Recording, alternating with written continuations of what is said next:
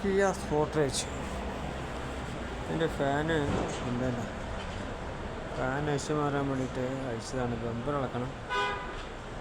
Bumper ഇളക്കി നമ്മളിവിടെ ഒരു സാജ വരും, അതിളക്കി എന്നിരുന്നാൽ ഫാൻ കൊണ്ട് ഇളക്കി എടുക്കാൻ കഴിയും. ഇതൊക്കെ ഒന്ന് വഴിയിലൊന്നും കംപ്ലൈൻ്റ് ആയുള്ളൊരു അവസ്ഥ ആലോചിച്ച് നോക്കിയേ. ഇമാതിരി വണ്ടിയൊക്കെ, അതായത് ഈ ഇത്രയും സംഗതികൾ ഇളക്കിയിട്ട് വേണം എടുക്കണമെങ്കിൽ. ഇതൊക്കെ കുറച്ചൊരു ഈസി ആയിട്ടുള്ള സിസ്റ്റം കൊടുത്തുവിടെ ഇവർക്ക്.